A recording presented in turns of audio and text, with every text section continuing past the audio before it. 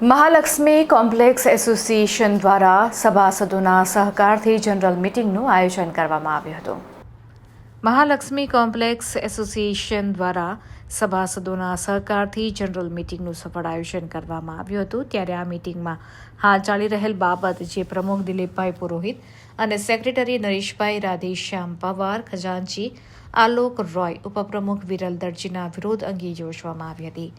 કોમ્પ્લેક્સમાં પોતાની મનમાની ચલાવી બીજા સભાસદો પરેશાન થતા જોવા મળ્યા હતા, જે અંગે લોકોએ મીટિંગમાં પ્રસ્તાવ મૂક્યો હતો। વર્તમાન પ્રમુખ જોગવાઈ ઉંમર કરતાં વધારે ઉંમરના છે, છતાં પણ પોતાનું પદ નથી છોડતા। આ કોમ્પ્લેક્સમાં 250 જેટલા સભાસદો છે આ એસોસિએશનમાં જોડાયેલા છે। 1903 પહેલાની આ બિલ્ડિંગ બનેલી છે। આ મીટિંગનો મુખ્ય મુદ્દો વર્તમાન પ્રમુખ બંધારણમાં ફેરફાર, ગેરકાયદેસર રીતિ ઠરાવ બુકનો ઉપયોગ, તે ઉપરાંત વર્ષ 2023માં અચાનક 2000 રૂપિયાનો મેન્ટેનન્સમાં વધારો, જેના વિરોધમાં સૌ લોકોએ ભેગા થઈને આવેદનપત્ર પણ આપ્યું છે। અશોકભાઈ સોલંકી છે, પાર્થ ગાર્મેન્ટ નામની દુકાનની ફર્મ ધરાવું છું અને ગાર્મેન્ટનો બિઝનેસ કરું છું। મહાલક્ષ્મી કોમ્પ્લેક્સના સભાસદો વતી આજ રોજ અગત્યની મીટિંગ, જનરલ મીટિંગ, જે અમારા પ્રમુખ દ્વારા બોલાવવામાં ના આવતા હોવાથી અમારા લોકોને આજ પ્રમુખને મીટિંગ બોલાવવાની જરૂર પડી છે। તેના દરેક સભાસદો મહાલક્ષ્મી કોમ્પ્લેક્સના પ્રમુખ શ્રી દિલીપભાઈ પુરોહિત અને સેક્રેટરી શ્રી નરેશભાઈ રાધેશ્યામ પવાર અને ખજાનચી આલોક રોય અને ઉપપ્રમુખ તરીકે વિરલ દરજી, આ 4 જણાએ પોતાનું મનસ્વીપણે મહાલક્ષ્મી કોમ્પ્લેક્સની દાદાગીરીથી, મહાલક્ષ્મી કોમ્પ્લેક્સના મેન્ટેનન્સ વધારાથી, ટ્રાન્સફર ફી બાબતે, દરેક બાબતે મહાલક્ષ્મી કોમ્પ્લેક્સના સભાસદો પરેશાન છે। એ લોકો માટે આગેવાની લઈને મહાલક્ષ્મી કોમ્પ્લેક્સની સભાસદ બોલાવવાની જરૂર પડી છે। કાયદેસર પોલીસ ફરિયાદ આપેલી છે અને જરૂર પડશે તો અમે કોર્ટના પણ શરણે જઈશું ને દાવો દાખલ કરીશું। અને 7 વર્ષનો હિસાબ 24/3/2018ના રોજ પ્રમુખ પદે દિલીપભાઈ પુરોહિત, નરેશભાઈને સેક્રેટરી, આ બધાને પદ અમે લોકોએ જાતે સિલેક્શન પદ્ધતિથી આપેલું છે। કોઈ પણ આજ સુધી ઇલેક્શન અમે લોકો અમારા કોમ્પ્લેક્સમાં થયું નથી, એટલે અમે પણ એવું ઈચ્છીએ જો ઇલેક્શન ચાહતા હોય તો અમે ઇલેક્શન આપીને પણ આ કાર્ય કરવાના છીએ।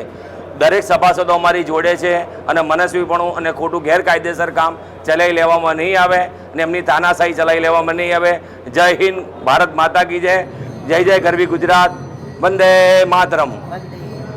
મારું નામ કૃણાલ મુકેશભાઈ ચૌહાણ છે। આપણે મહાલક્ષ્મી કોમ્પ્લેક્સ એસોસિએશન, જે આપણે કીકાટા જૂની લક્ષ્મી ટોકીઝ, ત્યાં આગળ આપણું કોમ્પ્લેક્સ છે મહાલક્ષ્મી કોમ્પ્લેક્સ।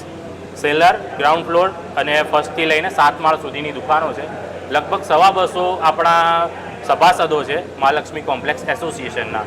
વર્ષ 1993થી પહેલાંની બનેલી આપણી બિલ્ડિંગ છે અને એટલો જૂનો પરિવાર છે।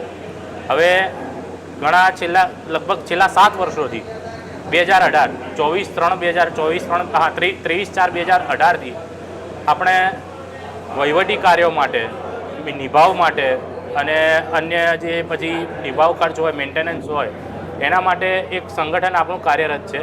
એની અંદર મહાલક્ષ્મી કોમ્પ્લેક્સ એસોસિએશનના નામે, જેની ગ્રાઉન્ડ ફ્લોરના બેઝમેન્ટમાં આપણી ઓફિસ આવેલી, એમાં આપણે પ્રમુખ, સેક્રેટરી તેમજ અન્ય કારોબારી સમિતિની રચના કરી અને તમામ વહીવટી કાર્ય જે કોમ્પ્લેક્સનું થતું હોય, સાફ સફાઈથી માંડીને જે પણ નિભાવ ખર્ચ થતો હોય એ અંગેનું આપણે કાર્ય કરીએ છીએ।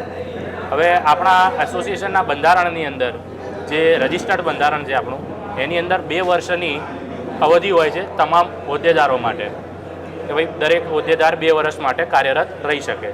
ત્યારબાદ તેના ઉપરાંત નવી બોડીની રચના, જનરલ મિટિંગનું આયોજન અને જો કોઈ પણ પ્રકારના સભ્યોને, સભાસદોને કોઈ પણ પ્રશ્ન હોય તેનું નિરાકરણ, આના માટે એક જનરલ સામાન્ય સભા, એટલે કે આપણે કહીએ સામાન્ય ભાષામાં AGM, એ બોલાવવામાં નિયમિત આવતી હોય છે। ભૂતકાળની અંદર 2018 સુધી નિયમિત AGM થતી આવતી હતી અને રાબેતા મુજબ કાર્ય ચાલતું હતું, પરંતુ છેલ્લા 7 વર્ષથી અમારું કમનસીબ ગણો કે જે ગણો એ 7 વર્ષથી એકના એક જ અમારા ત્યાં પ્રમુખ, સેક્રેટરી, ખજાનચી તથા અન્ય કારોબારી હોદ્દેદારો કાર્યરત છે। હવે અમે બધા વ્યાપાર કરવા માટે આવીએ છીએ, કોઈ ઘમાસાણ કરવા માટે નહીં કે કોઈની જોડે જીબાજોડીમાં ઉતરવા માટે નહીં, પરંતુ જ્યાં અન્યાય થતો હોય ત્યાં વ્યાપારી માણસ, એક વ્યાપારી સૂઝબૂઝથી એવું વિચારે કે આપણે જે થતું હોય થવા દો, આપણે આપણો વ્યાપાર કરો, ઘરે શાંતિથી પાછા પહોંચો, આટલો પ્રથમ લક્ષ્ય હોય છે. પણ હવે એવા સામાન્ય વ્યાપારી કે જે એકદમ આવી સૌમ્યતા ધરાવે છે એ પણ આજે આટલા બધા ઉગ્ર અને વિરોધમાં આવી ગયા. એનું કોઈક તો મુખ્ય કારણ હશે. એનું મુખ્ય કારણ એ છે કે પ્રમુખશ્રી દ્વારા જે તાનાશાહી ભર્યું વર્તન અને એસોસિએશનના બંધારણ વિરુદ્ધનું જે પણ આચરણ છે એ સર્વવિદિત અને સર્વદેખિત છે. આપ સૌ અહીંયા સામે સભાસદોની વિપુલ સંખ્યા જોઈ શકો છો, જે આ વાતની સાબિતી આપે છે. બરાબર. હવે રહી વાત મુખ્ય મુદ્દાની. મુખ્ય મુદ્દો એવો છે કે વર્તમાન પ્રમુખશ્રી પોતાના મનસ્વીપણે પોતાની મનમરજી મુજબ બંધારણમાં ફેરફારો, ગેરકાયદેસર રીતે ઠરાવ બુકનો ઉપયોગ આ બધું કરી રહ્યા છે. તે ઉપરાંત વર્ષ 2023માં અચાનક જ 2000નો મેન્ટેનન્સ વધારો કરવામાં આવેલો. તે સૌ સભ્યોએ એક વખત સાથે મળી અને કડવો ઝેરનો ઘૂંટ પી અને એમનો સહકાર આપી અને કાર્ય માર્કેટનો નિભાવ ખર્ચ એ બધું અનુસંધાને લેતા કાર્ય આગળ વધારેલું. ત્યારબાદ ફરી એક વખત 2025માં માતબર રકમ વધારો, જે 8,000 રૂપિયા હતા એની જગ્યાએ 10,500, જે 8,500 રૂપિયા હતા એની જગ્યાએ 11,000 રૂપિયા મેન્ટેનન્સ, મન ફાવે તેમ મેન્ટેનન્સનો વધારો કર્યો.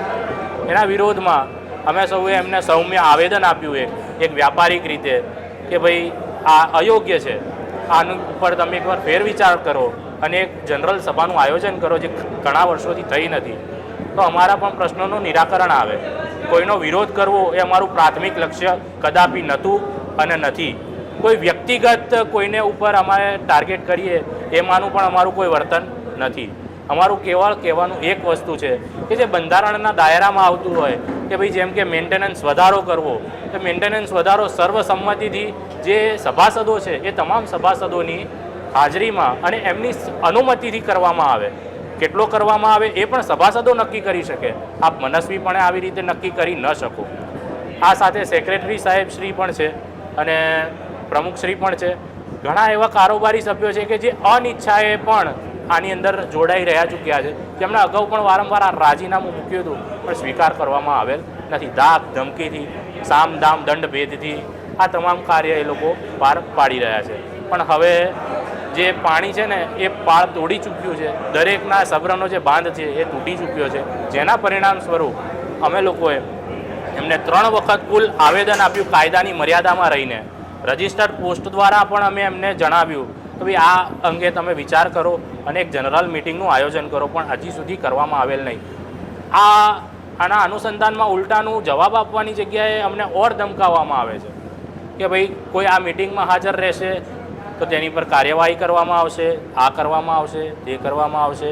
આવા ધાક ધમકી ભર્યા લેટરો આપણને આપવામાં આવે છે, જેની આપણે તમને મીડિયાકર્મીઓને, આપશ્રી ભાઈઓને એની પણ અમે નકલ સુપ્રત કરીશું. આ અંગે અમે નિવેદન આપ્યું છે વકીલ મારફતે અમારા હોદ્દેદારોને, તેમજ પોલીસની અંદર પણ અમે એક જાણ કરી છે કે ભાઈ આવી રીતનો કૃત્યો થઈ રહ્યા છે કે જે કાયદાની પરિભાષામાં યોગ્ય નથી. બરાબર.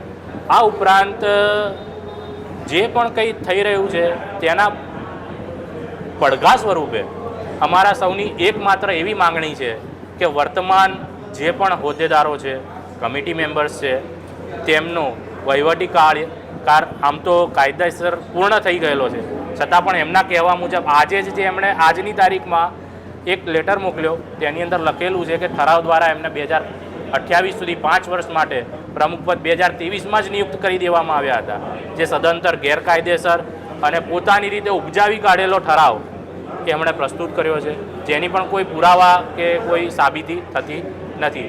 એટલે કાયદાની રૂહે અમે એટલું જ અમારી માંગણી છે કે હાલના જે પણ તમામ હોદ્દેદારો છે તે પોતાનો હોદ્દો સુપ્રત કરે. અમારા જે સંસાધનો છે, વહીવટી ઓફિસ છે, મહાલક્ષ્મી કોમ્પ્લેક્સ એસોસિએશનનું જે પ્રિમાઇસીસ છે એનો અમને વહીવટ, સંસાધનો અને કબજો આ તમામ સુપ્રત કરે રાજીનામા સહિત. આવી અમારી સૌની વિનમ્ર માંગણી છે. અને ગત 2 વર્ષથી નિભાવ ખર્ચ મેન્ટેનન્સમાં પણ જે હિસાબો રજૂ નથી કર્યા એ હિસાબો છેલ્લા 3 મહિનાથી સતત માંગવા ઉપરાંત પણ કોઈ એનું નિરાકરણ આવેલ નથી. તો એ હિસાબો પણ અમને સાહિત્ય સહિત સુપ્રત કરવામાં આવે એવી અમારી અપીલ હતી અને હવે એ બુલંદ અવાજથી અમારો માંગ છે, હવે અપીલ નથી, હવે આ અમારી ઉગ્ર માંગ છે જે અમે મેળવીને જંપીશું. કેટલા લોકો જોડાયા છે તમારી સાથે? કુલ સભ્યો અમારા એસોસિએશનના આશરે 250 દુકાનના 250 સભ્યો છે. એની અંદર આપ બી અત્યારે હાજરી નોંધી શકો છો. આશરે 190થી વધુ સભ્યો અમારી સાથે જોડાયેલા છે આ બાબતે. આ સિવાય કોઈ એસોસિએશન જોડાયું તમારી જોડે? ના, આ એક સ્વતંત્ર નિભાવ ખર્ચ માટે જે કોમ્પ્લેક્સનું એસોસિએશન હોય એ છે, એટલે આની અંદર અન્ય કોઈ સંસ્થાનો કોઈ રોલ કે સપોર્ટ આવતો નથી. હવે